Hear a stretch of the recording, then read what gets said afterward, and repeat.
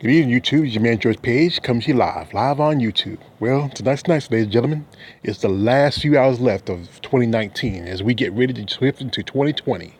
And a lot has happened in the past year, and as you know, and another year is coming. Sometimes you always hope for the best, but sometimes things as is it is. Sometimes the old saying, same number, new number, different shit. Same shit. Sorry. But anyway, I was thinking about what is going to happen.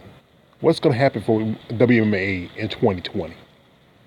As you know, the sport don't get as much respect and enough attention compared to the men. But these ladies are dedicated and they are very, need to be more respected for what they do in this sport. I mean, they need attention. I mean, they really need the support of not just us, the fans, but just everybody everywhere. And right here, I present to you the, three champions in four different divisions. And these ladies are the top of the UFC. So let's start off first with Weili Zhang, who is the current strawweight champion at 115.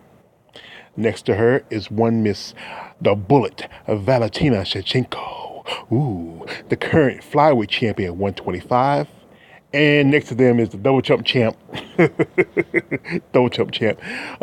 Amanda the Lioness, or the Nunes, and she's currently champion both in the bantamweight, the 135 division, and featherweight, the 145 division.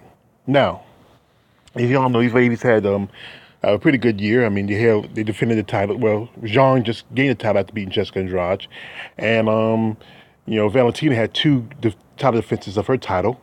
And so they had Nunez, just the bantamweight division, but not title defense of the featherweight division as yet.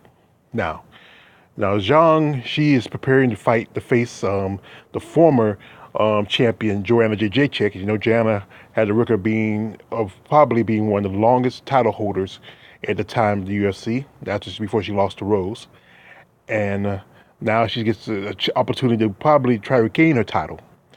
But I don't know. Zhang's a pretty tough character, and JJ, she's a pretty good fighter. But after those two losses to Rose, I think she lost a little shade off of her. But the possibility is that also that if she gets the title back, then it's gonna be wild for anybody to take her off unless it's Rose or somebody else. And then more likely, there's also talk that if she doesn't win the title for the 1 to 15 division, that she might go back to 125 and fight maybe. Try to go up, climb the ladder and try to fight for a title shot again. But more likely, it's better if the UFC make an interim title for 125 because Valentina's gonna hold that belt for a good while. So anyway, who's next for Miss Zhang in the future? Oh, possibly she's talking about maybe fighting Rose now Nunez. She feels that Rose is maybe a real threat for her, title contendership. And I think Rose is a pretty good fighter. I mean, but she has some issues, and once she gets past those, she can be a danger to Weili Zhang. But it's up to Rose. Right now she says she might come back, but it's not uncertain when or how. When she's gonna come back, for certain. But we just gotta wait and see. Now, there's also another lady waiting at the gates is Tatiana Suarez. Now, Tatiana's a pretty good wrestler, and she has been on a tear. She has an 8-0 record, one of the best records for an up-and-coming title contender. But, as you know, Tatiana has issues with her neck, and she wants to, be more 100% before she gets back into the octagon. And I think that's pretty good. I mean, it's smart for her, to take that, just sit back and take some time and maybe get a little better. But also, we have another lady that, she faced that Tatiana faced a while back was Nina Ansaroff. Now, Nina Ansaroff, y'all know, is the girlfriend of the double chump champ. But she decided she wanted to be a mommy. So she's taking a back seat and decided to, her and Amanda to focus on becoming a family. But from what I heard in the grapevine that Nina, when she has the baby, she's thinking about going to 125. And that's probably a good idea because sometimes when women have, it's just basically that women gain a little extra more weight, and then sometimes it's hard to lose that baby fat. So maybe it's better for her to go up to 125. Now, also on this list, as y'all know, is talk that as we know that Joanna Jędrzejczyk is coming back. As you know, just this summer, Joanna did pretty much a clinic on Michelle Waterson, and Michelle Waterson was thought to be maybe a top contender, but pretty much she's kind of slipped down down the ladder. More likely, Michelle probably might fight, Carla Esparza. As you know, Carla was the first UFC strawweight champion, and this could be a good step for her as she's climbing back up for a chance for a title shot. And I think Michelle Waterson might be a better opponent for her than anybody else. Now, coming up is the former two-time strawweight contender, Claudia Gadelha, and she's supposed to fight next year against up-and-comer Alexa Grasso. Now, Alexa is we're a big fan of Alexa, especially from Mexico in the Lobo gym. But Alexa's been having a few setbacks, a couple of losses, and it's just, I don't know, some issues that she has to shake off.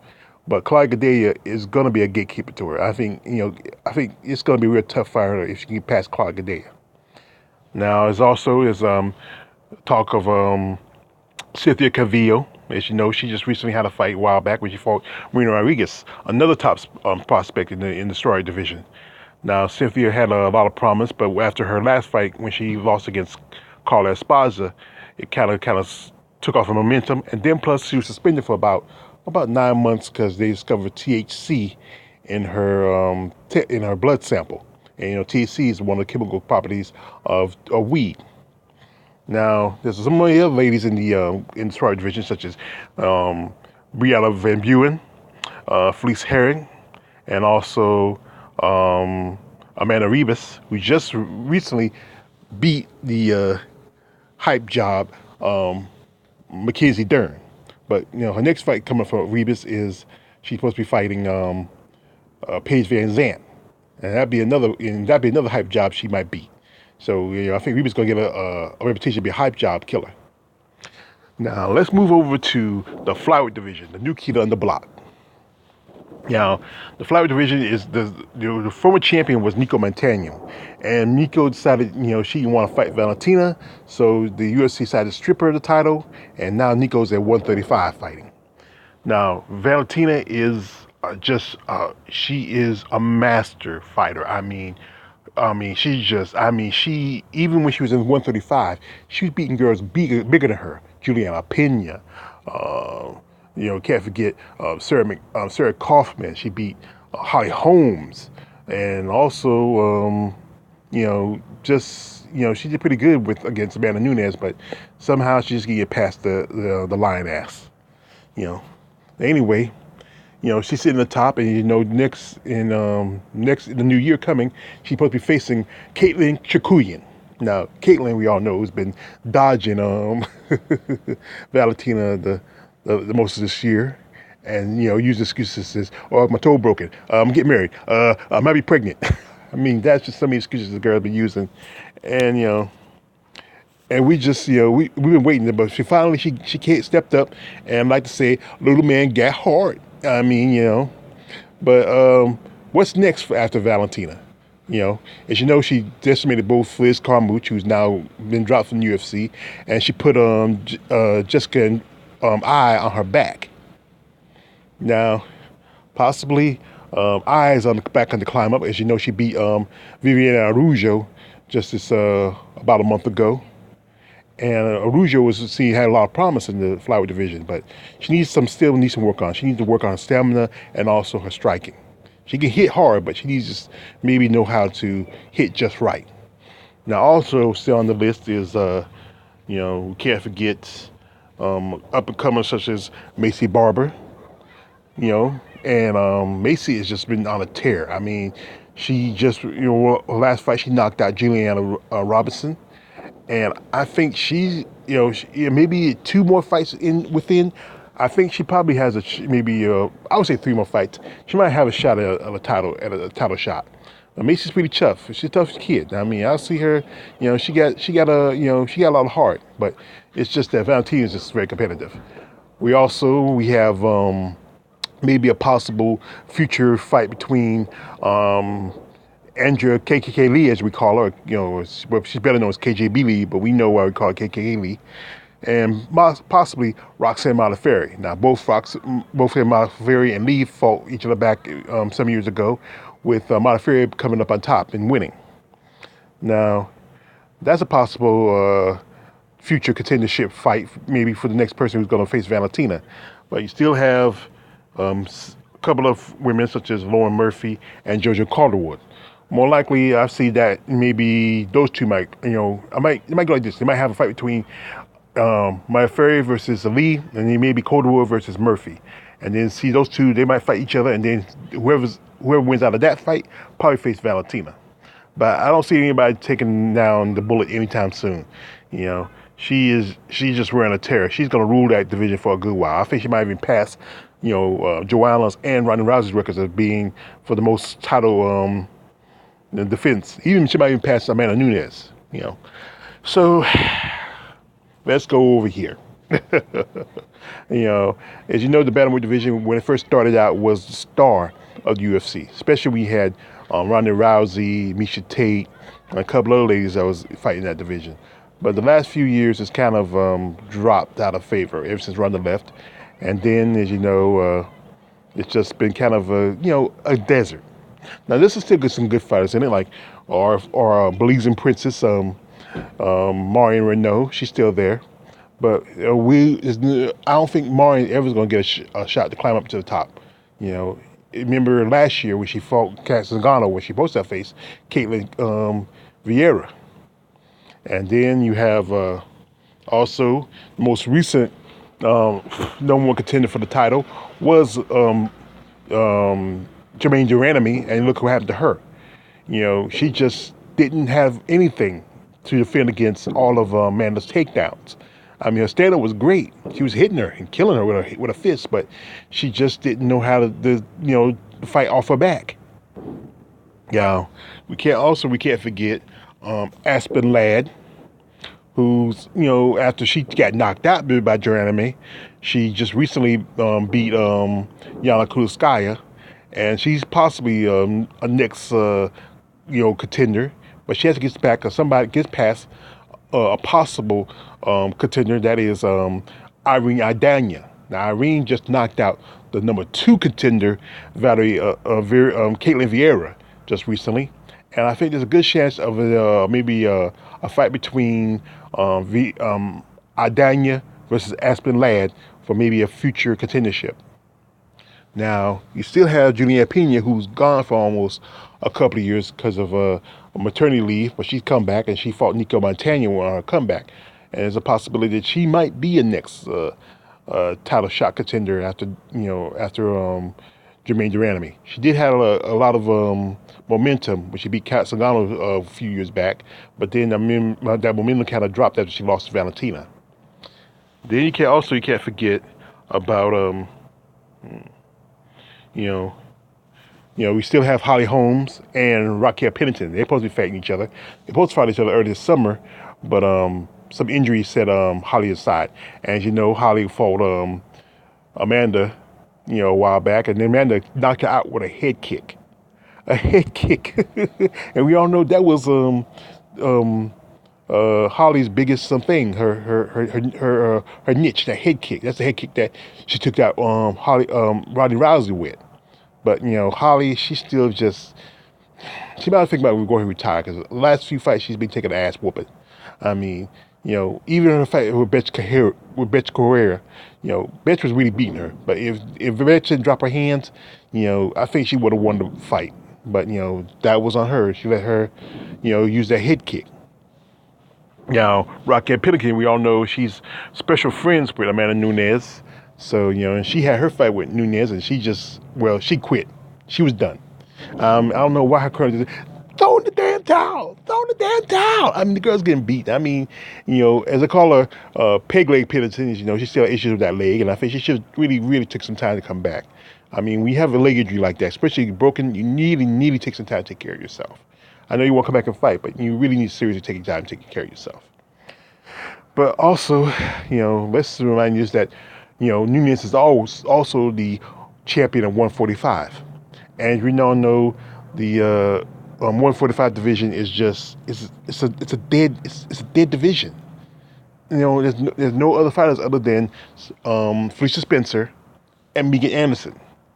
Now, they got a couple fights coming up in next year. And as you know, both Spencer and Anderson fought each other, and Spencer beat Anderson by submission. And Spencer just recently had her tail handed to by Cyborg.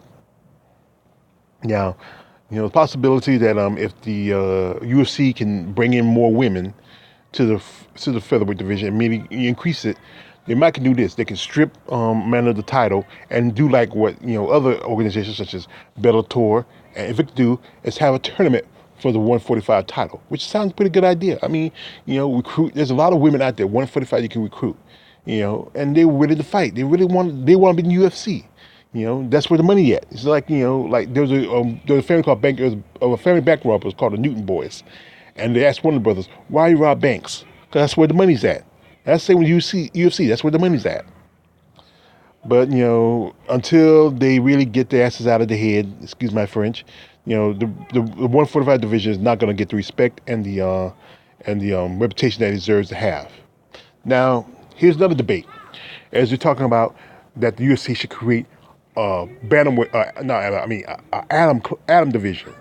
Now, there's a problem with this. There's quite a few women in the 115 that are too small for 115, and I'm seeing some of these girls in 115 are kind of big.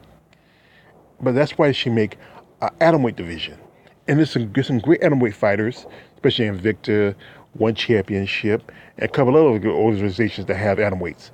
And I think people like it. Now, the fanboys might like it because, hey, they're smaller, pretty girls. And the reason I don't like the 145 division because the girls be big, they're ugly. No, there's some big girls that are pretty that can that fight with 145. Look at Megan Anderson. You sell her as with modeling and stuff like that. She's a 145.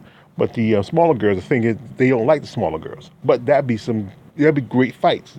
And I've seen some fights with the animal division where the girls fight with their hearts out. I mean, you won't see a lot of knockouts, but you see some good fights, some great stand-up, and some action, fast pace, and what people like. But that's the thing. The UFC got to really, get their ass out of the head and just realize, give the animal division a chance. You might like it. Now, I also have some predictions. As you know, Bellator is going to have a big event coming up next month. Is Chris Christina Justino Cyborg is facing the current 145 champion Julia the Jewel Bud January the 25th. Now, what's the future for this? Well, as y'all know, when Cyborg takes the title, what can Julia do? Not much. She can have a rematch with Cyborg, but if she gets her ass handed to her by Cyborg again, what's the point of even staying in Bellator? There's a possible she might go to Ryzen, or hell, why not go to PFL? Hajjah Harrison needs somebody to fight, and Bud probably can make 155 just as good as if Cyborg can make 155. There's so much that's uncertain about the future, especially for mixed martial arts. And as us fans, we gotta keep on hoping and keep on believing that these ladies finally get the respect they deserve. People are already starting partying, people. So I think I better just go ahead and close out. It's your man George Page. Like, subscribe. Don't subscribe. I'm out. And happy 2020.